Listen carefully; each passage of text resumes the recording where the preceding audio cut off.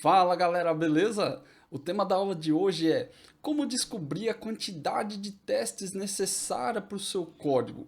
Como é que eu chego nesse número? Como é que eu tenho uma ideia para saber se o código precisa de mais testes, se eu preciso investir mais tempo testando aquele código?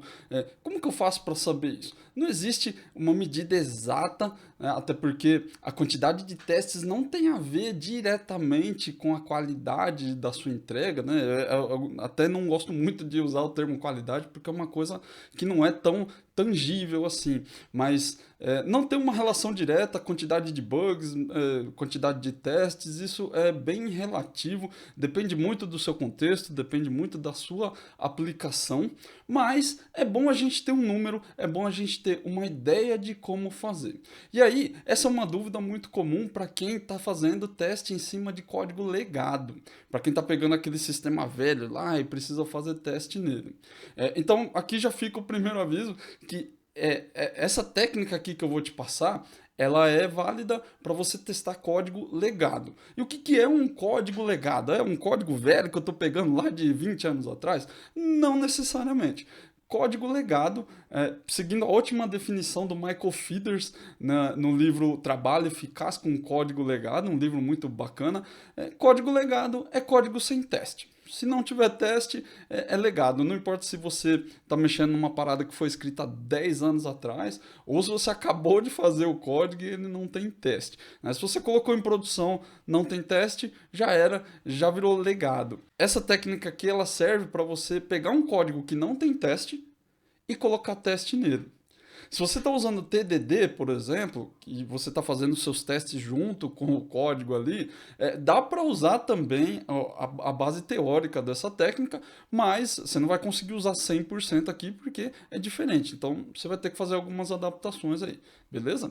O primeiro passo para você aplicar essa técnica é definir um escopo para o seu teste. Isso é uma coisa muito importante, porque quando a gente está pegando um código legado, o código legado muitas vezes ele não é preparado para ser testável. E o que eu chamo de preparado para ser testável? É um código que tem pouco acoplamento. Quando você vai fazer teste de unidade, é muito importante que o código não tenha acoplamento.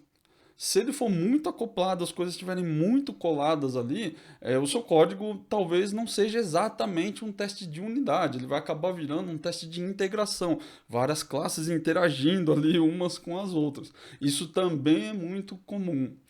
E aí talvez você tenha que fazer uma escolha. Muitas vezes você vai ter que refatorar o seu código para poder trabalhar os testes neles ali. Só que fazer refactoring num código que não tem teste tem um custo. E geralmente o custo é muito alto quando a gente está em produção. Quanto mais longe você está da fase de desenvolvimento e quanto mais perto você está do software rodando em produção ali, mais caro começa a ficar para você fazer alterações nele. Então o teste é uma ferramenta que te ajuda a reduzir esse custo. Porque você vai mexer ali no código, ele vai quebrar e aí ele vai te mostrar onde está o problema. Mas se você não tem o teste, fica caro. E aí talvez você tenha que fazer uma escolha se você precisa realmente testar esse código ou não. Você pode, de repente, usar uma outra técnica, você pode usar um teste funcional, um teste end-to-end ali, direto na tela mesmo. Se for uma API, fazer uma chamada direta na API, coisas do tipo. Tá bom? Então, pensa um pouco nisso, se você tem essa possibilidade de mexer ou se você quer mexer. Tem que medir o custo aí. O importante é que você precisa definir um escopo. Se o seu sistema está muito acoplado, não adianta você usar essa técnica em 300 métodos, 300 classes que estão ali junto no código que você quer testar, no fluxo de negócio que você quer testar. Beleza? Para definir esse escopo, eu sigo sempre a minha medida de teste de unidade, que é um teste de unidade para um método. A gente nunca vai testar a unidade como uma conexão entre as classes, várias classes ao mesmo tempo. Existem várias definições sobre isso. Tem gente que fala sobre escolas de teste. Eu acho isso um pouco complicado e subjetivo demais. Então, se você já tem um skill de teste, dá até para tentar investir em alguma coisa um pouco mais avançada aí, mas se você não tem o skill de teste, deixa no simples, vai na facilidade ali, que quanto mais pedra você coloca no caminho, né, quanto mais complexidade você coloca ali, menos teste você vai fazer. Então, define o seu escopo como um método de cada vez. Se você tem que testar 30 métodos, faz um de cada vez. Não se preocupe em fazer eles se falarem, não se preocupe com isso neste primeiro momento. E aí, se você quiser fazer um outro teste de integração ali, é um teste um pouco mais complexo, aí você escolhe aí. O segundo ponto aqui é analisar o código. Então, uma vez que você já definiu o escopo do seu teste, você já sabe que ali, só naquele método, você começa a fazer análise em cima do código. O que você vai procurar? Você precisa procurar comandos que mudam o fluxo de execução.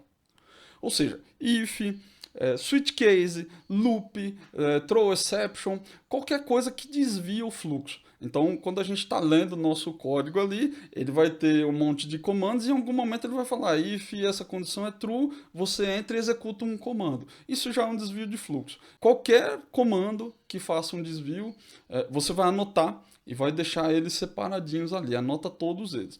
Um cuidado que você tem que ter é com operadores lógicos. AND, OR, XOR, esses caras também contam como um. Então, para cada comando que muda o fluxo, você vai anotar um ponto, né? E para cada AND OR que você achar no seu código, você também anota mais um ponto. Então, se você tem um if com um AND, um if com um OR, na verdade são 2 pontos, não é só um ponto. Em teoria, para cada comando desse, para cada desvio de fluxo desse que você encontrar, você deveria fazer um teste. Eu digo em teoria porque às vezes isso não é 100% verdade, né? A gente sabe que ali na prática algumas coisas acabam mudando. Às vezes você acha que não tem necessidade de fazer aquele teste, mas antes de mais nada você precisa fazer esse levantamento. Depois você analisa ali se você vai precisar desse teste ou não. O terceiro passo é analisar os parâmetros de entrada do método. Eles são valores simples, dinheiro, é um número inteiro, de repente uma data, um texto, uma string qualquer ali, ou eles são valores pré-definidos. A data atual mais 10 dias, por exemplo. O nome completo de uma pessoa, então vai vir ali um string, um espaço, um outro string. É o código de um produto pré-determinado, né? Ele está cadastrado ali na base, você precisa ter esse código na mão. Ou será que de repente é um objeto complexo? Com vários campos, várias propriedades, vários subníveis, né, com subdocumentos ali, com listas. Né? E se for esse o caso, como é que você monta esse objeto? Será que você precisa pegar esses dados de algum lugar? Precisa recolher da tela? Precisa de um exemplo que sai do banco? Sei lá. Então você precisa ter esse levantamento também. Dá uma olhada no seu método, vê o que vai entrar ali e aí você decide. O quarto passo é, com base nos parâmetros que você levantou, com base nas possibilidades de cada parâmetro, você analisa como cada um deles influencia os desvios de fluxo. Muitas vezes, valores diferentes vão influenciar o fluxo de formas diferentes, vão influenciar a lógica de uma forma diferente. Então você precisa olhar onde e como o parâmetro é usado. Se, por exemplo, é um if de um valor entre x e y, talvez você já precise ali de pelo menos 5 situações, né? 5 testes diferentes. Um valor menor do que o x, um igual ao x, um que fique entre o x e o y, um que seja igual ao y e um que seja maior do que o y. Você precisa fazer essa análise combinatória dos parâmetros ali. Um string.contains, ele também pode cair em 3 situações diferentes. Por exemplo, tudo maiúsculo, tudo minúsculo, um que seja camel case. Então, você precisa anotar cada uma dessas possibilidades do lado dos desvios do fluxo. E para cada possibilidade dessa, você vai anotar mais um ponto. No final, o último passo é que você vai só pegar os itens que você anotou e vai somar o total de pontos que você anotou ali ao lado de cada ponto do seu código. E aí você vai ter ali a quantidade de testes que você precisa. No final das contas, na prática, é a quantidade de desvios de fluxo que o seu código tem, mais a quantidade de situações que cada parâmetro vai gerar ali para você testar. Não é uma coisa assim tão complicada, é bem simples. Eu vou mostrar aqui um exemplo para vocês. Eu peguei um código que eu já tinha pronto aí, que eu usei em uma outra aula. Esse método aqui, então, o nosso primeiro passo eu já cumpri, né, que é definir um escopo do teste. Vamos olhar só para esse método aqui. Você precisa setar muito bem essa parada do escopo para você não se perder. A gente começa a testar e começa a entrar num mar de código, né? A gente entra aqui, não, e se for essa situação, se não for essa outra situação, você precisa estudar um pouco sobre princípio de responsabilidade única, precisa estudar um pouco sobre design patterns. É importante você saber dessas coisas. Já falei disso em outras aulas, eu não canso de repetir. Testar não é uma coisa isolada, não é uma coisa que você pode fazer sem ter conhecimento de outras coisas da programação. É um complemento às coisas todas dentro de qualquer carreira, não é só na programação, né? O conhecimento que a gente tem, eles vão se juntando, eles vão se complementando. Então, quanto melhor você souber o conhecimento de base da programação, design pattern, lógica de programação, melhor você vai performar com o teste. Beleza? Então, dá bastante atenção para isso. Eu sei que parece que é simples, mas na prática, às vezes, não é tão simples quanto a gente gostaria. Então, aqui, eu já separei aqui esse método aqui, que chama obter preço. Ele recebe aqui um código do produto e um CEP da entrega. Um cálculo simples aqui, ele vai pegar o valor, ele vai fazer uma consulta do produto numa base de dados, e aí ele vai verificar algumas regrinhas aqui, e no final ele vai entregar o preço total do produto. Se ele tem taxa de entrega, se não tem. Como eu falei, eu já usei esse exemplo aqui em outras aulas. Então, a primeira coisa que a gente já definiu que é o nosso escopo de teste. O segundo item é fazer uma análise do código. Vamos ver o que o código faz aqui. Então, ele já tem aqui uma injeção de dependência, né, que é desse método obter aqui, que é um produto repositório. Né? Eu tenho aqui, é a classe que vai lá no banco para mim. E ele chama o método obter passando o código do produto. Aqui já tem uma delimitação do escopo.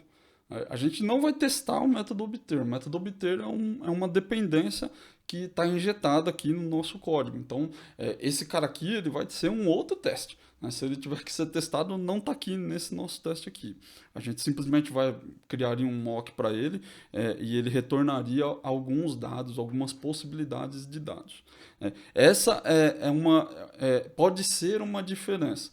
Né? Pode ser uma diferença pelo código do produto. Dependendo do código do produto, não exatamente talvez do código, né? Mas dependendo dos parâmetros que estão cadastrados para determinado produto, o nosso teste vai mudar ou não vai mudar. Então, esse cara aqui a gente vai deixar ele pendente por enquanto. Vou até anotar aqui.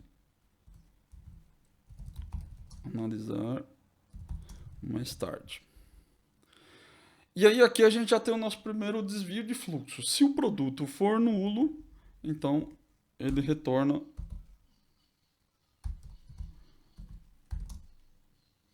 um not found aqui na nossa controller. Prod nulo 1.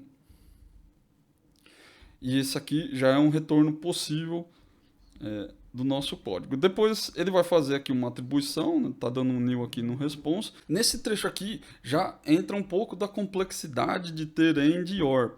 Por isso eu sempre recomendo que você não use isso extensivamente no seu código. Evita colocar muita lógica com AND e OR dentro dos ifs. Deixa o código mais complexo, é difícil de testar, é difícil de entender e muitas vezes isso aqui gera aquele famoso caso do se está funcionando não mexe. As pessoas ficam com medo de mexer porque qualquer coisa que ela troca aqui acaba quebrando o código, acaba gerando um bug em produção. Então, toma bastante cuidado com isso, seja cuidadoso. Não é que você não pode usar AND OR no seu código, mas tenta evitar. Tenta simplificar a lógica. Se você acha que é uma lógica de negócio que não tem como mudar, tenta transferir ela para uma outra classe. Né? De repente, aqui, para esse caso aqui, eu poderia colocar lá na classe do produto. Alguma coisa do tipo. Então, tenta simplificar a sua vida. Você precisa tornar a sua vida mais simples. A gente já tem que mexer em um monte de coisa complexa todo dia. Se você não se esforçar para simplificar a sua vida, ninguém vai se preocupar com você e nem com o código que você tem que mexer. A única coisa que todo mundo quer é que você entregue um negócio que funciona.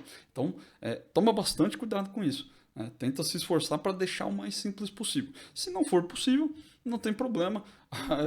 É só você criar seus testes aqui e, em parte, se resolve o problema. Mas, sempre que possível, tenta evitar esse montão de AND e OR aqui. Então, para esse caso aqui, a gente já vai precisar. De cara, o tem taxa entrega precisa ser true. Opa, entrega precisa ser true. E a gente tem que testar ele também falso. E aí, como ele é um AND aqui, eu preciso fazer um teste da segunda condição. Então, eu já tenho que fazer uma combinação das duas coisas, né? Então, eu já vou ter que colocar taxa de entrega igual a true e vamos colocar aqui barra preço maior do que 100. E aí eu já vou ter que criar uma terceira condição aqui, que é preço menor do que 100. E aqui a mesma coisa para o falso. Então, taxa de entrega falso e preço menor do que 100. A terceira condição, ela também tem que entrar aqui na nossa análise combinatória. Então, quando o preço for maior do que 100, eu tenho que ter código igual a 5, código diferente de 5, e aí para preço menor do que 100, mesma coisa.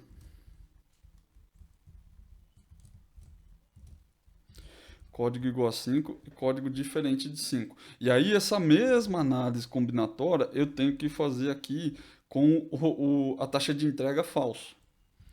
Então a gente já gerou aqui 4 condições, né? Vamos gerar mais 4.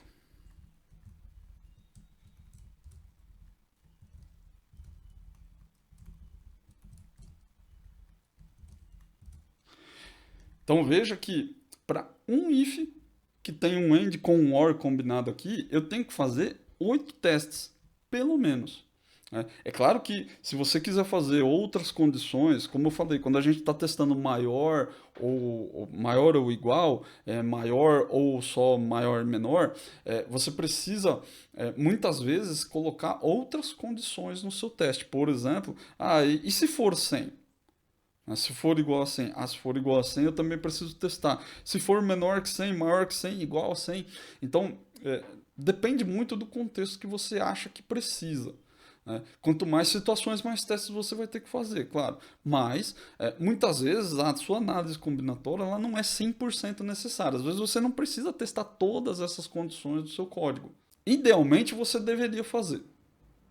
Mas eu entendo que às vezes não tem necessidade. Depende muito da lógica que está aplicada aqui. Como eu falei, se você prezar pela simplicidade, sua vida fica mais fácil. Se você optar pela complexidade, você vai ter que lidar com esse problema também. Então esse número aqui talvez ele seja um pouco interpretativo. Mas, a grosso modo, análise combinatória aqui, eu não sou muito bom de matemática, isso aqui, se não me engano, é fatorial ou é alguma coisa assim, mas em estatística a gente estuda sobre isso, né, sobre análise combinatória, e aí você faz um cálculo aqui das possibilidades e consegue chegar no número.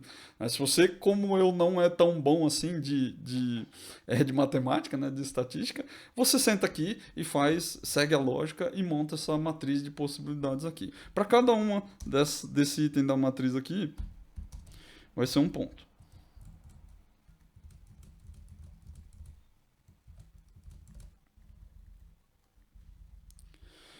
E aí aqui, dentro do if, a gente ainda tem o obter. O obter também está fora do nosso escopo de teste. E aqui dentro eu só tenho cálculos. Quando eu só tenho get, setter, a gente não testa. O que a gente precisa testar aqui é a nossa lógica de fluxo. Essa lógica de estado aqui que só guarda valor, faz cálculo, a gente não tem necessidade de testar. Só tenha atenção com os cálculos. Depende das coisas que você precisa calcular. Então, por exemplo, aqui eu tenho só uma conta de multiplicação. É um preço vezes uma taxa. Nesse caso, se vier zerado algum dos parâmetros, vai vir zero e está tudo certo. né? Não tem problema nenhum com isso, é valor zero aqui, beleza. Se você está fazendo uma divisão, aí pode ser que você tome um erro, né? Você vai dar um division by zero aqui e aí você vai tomar uma exception. Então você tem que tomar um certo cuidado com isso. Às vezes é uma coisa que não acontece e aí talvez você não precise fazer esse teste. Às vezes tem que dar erro mesmo. Às vezes você precisa esperar uma exception porque, poxa, não posso ter o percentual da taxa zerado, sei lá. Quando eu tenho uma divisão aqui, não pode ser zero. Tem que dar erro. E aí eu tenho que logar, eu tenho que estourar uma exception mesmo, e tá tudo bem. Ou às vezes você precisa colocar um teste a mais aqui, um if, ou alguma coisa para se testar. Tudo isso você registra ainda assim nos seus testes, né? Se é para dar uma exception, você coloca lá um throws exception e você espera que venha uma exception se tiver zero aqui. Então, de forma geral, você não vai precisar testar seus get sets, mas se tiver cálculos no meio, você precisa tomar esse cuidado. Tem que fazer uma análise também para saber se de repente não tem alguma coisa aqui que você precisa testar.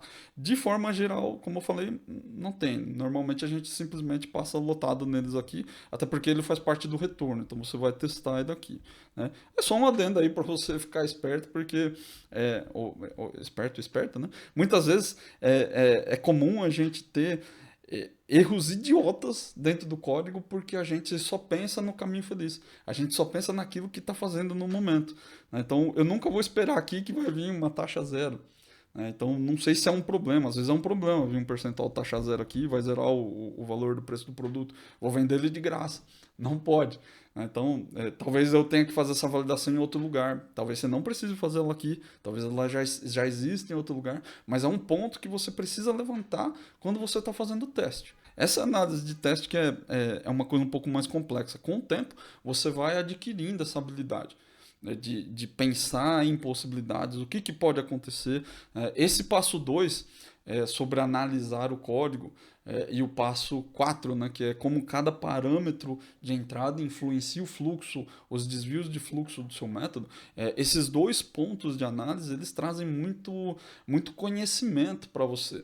Tanto do sistema onde você está mexendo, né, da aplicação que você está mexendo, como um conhecimento de carreira mesmo, né? Você vai adquirindo experiência, você vai adquirindo o skill de ler o código, de entender o que está escrito ali e fazer análise para entender as coisas, né? Muita gente é mega dependente de debug. As pessoas não conseguem fazer nada se não tiver o F5 aqui do Visual Studio. Isso é muito ruim para quem programa. Talvez ali, enquanto você está fazendo o seu projeto, fazendo o seu produto novo ali, não tenha tanto problema. O debug está sempre do seu lado ali, está tudo na sua mão. Quando o sistema está em produção, quando a aplicação já está rodando, o usuário, você só tem o log para analisar, o debug talvez não te ajude. Talvez você demore para montar o seu ambiente apontando para a produção. Talvez você demore para conseguir reunir todas as informações que você quer. Talvez você não tenha acesso nas coisas que estão em produção. E aí como que você faz? Talvez você não consiga simular 100% que está no seu ambiente de teste.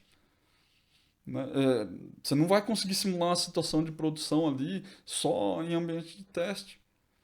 Então, ser dependente do debug é um grande problema. Evita ele. Tenta ser menos dependente de debug. Não é um crime debugar, não. Não é que você não pode. É só que você precisa tentar ser menos dependente, né? É um recurso muito legal, mas ele tem que ser o seu último recurso. O recurso de confirmação ali. Pô, já entendi. Deixa eu só ver se é isso mesmo. Aí é legal, né? Se você não tiver a possibilidade de fazer, você já entendeu o problema e consegue resolver ele. E você consegue simular também.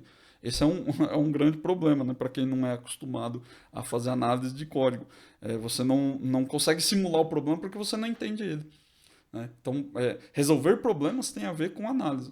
Se você não tem esse skill de análise, começa a praticar. E esses dois pontos, eles vão trazer isso para você. O ponto 2, analisar código. E o ponto 4, como cada parâmetro influencia os desvios de fluxo do seu código, eles trazem esse skill. É bem interessante. Pratica aí que você vai ver.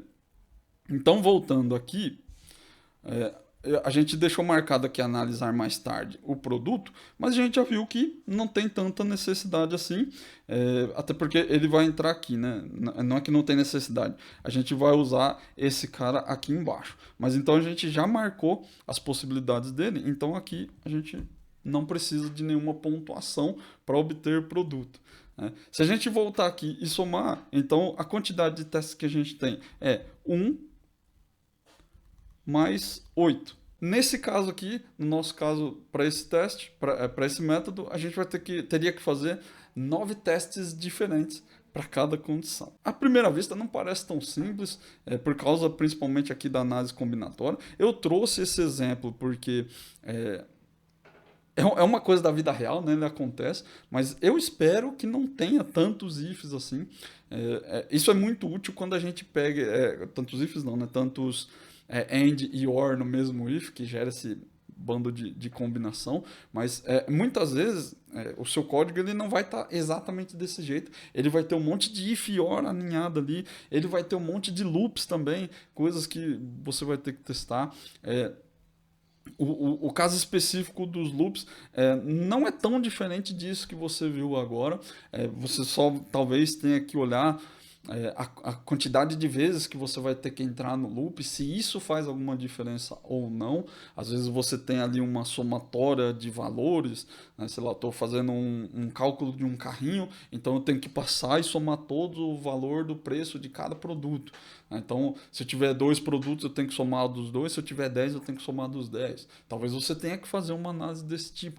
Você vai ter que fazer uma análise também de quando a sua lógica não entra dentro do loop. O que acontece se ela não entrar no loop? Eu sei que não parece muito simples, mas também não é tão complicado assim. Quanto mais você praticar, mais simples vai ser para você entender a lógica por trás desse conceito aqui. Um ponto muito importante é que para fazer isso, você precisa da habilidade de ler e entender o código. Como eu já falei, é muito comum também hoje em dia que as pessoas entram na área de programação sem praticar isso, né? Sem praticar a habilidade de ler e entender o que está escrito no código. Isso é uma obrigação, não é um diferencial de um programador. É sua obrigação como dev conseguir abrir um código-fonte e entender o que ele está fazendo. Você não precisa dominar tudo que tem ali no contexto do negócio. Você não precisa dominar tudo o que a empresa faz, tudo que o requisito que aquele código atende. Mas você precisa entender o que o código está fazendo. Em qualquer lugar que você for, isso vai ser sempre a mesma coisa. Vai entrar um parâmetro, o seu método vai fazer alguma coisa e vai sair um output, vai sair um resultado. É simples assim. Você precisa entender isso. Se você não tiver essa habilidade, você vai ser sempre um programador que vai trabalhar sozinho e que não consegue trabalhar em grupo. Toda hora você vai querer reescrever a lógica dos outros. Você vai demorar para atender bugs que estão em produção, né, coisas que já estão rodando ali. É muito prejudicial. Você precisa saber ler e entender o código. Beleza? Isso é muito importante. Tenha isso em mente. Toda essa parafernália aqui que eu expliquei sobre a análise de combinação, como esses parâmetros eles influenciam o fluxo do seu código, isso não é uma invenção da minha cabeça. Isso é um conceito que começou lá em 1976, que é chamado de complexidade ciclomática. Talvez aí mais para frente eu vou fazer alguns vídeos para falar não exatamente sobre esse conceito, mas como que ele influencia a nossa vida ali como dev que faz teste. Hoje em dia, esse conceito é muito antigo, né? Como eu falei, em 1976. Hoje em dia tem um conceito mais atual que é chamado de complexidade cognitiva. Ele é bem mais interessante, é sobre o quão complexo é entender o seu código, né? A complexidade ciclomática fala sobre os caminhos possíveis dentro do seu código. Não vou entrar muito em detalhe aqui. Não é uma coisa que é mega importante você saber. É um conhecimento interessante só para você saber que pelo menos existe e como que isso se baseia. Não é tão diferente disso tudo que eu expliquei para você agora. Essencialmente é isso, é a quantidade de testes que eu preciso fazer, né, e como que eu faço para atender cada uma dessas possibilidades. Então é isso, coloque esse conhecimento em prática, pega aí esses itens aqui que eu passei para você, definir escopo, analisar o código, analisar os parâmetros de entrada, como eles são formados e como eles afetam o fluxo. E aí você vai conseguir chegar ali na quantidade de testes necessária para o seu código. Se você vai ter que fazer todos os testes ou não, aí é uma decisão que você precisa tomar. Muitas vezes você não vai ter tempo de fazer todos os testes, muitas vezes não tem necessidade de fazer todos os testes. Então, como eu sempre digo, faça o melhor que você pode com o tempo que você tem. Se você tiver tempo de fazer, faça. Se você não tem, prioriza. Você precisa fazer aquilo que é mais importante.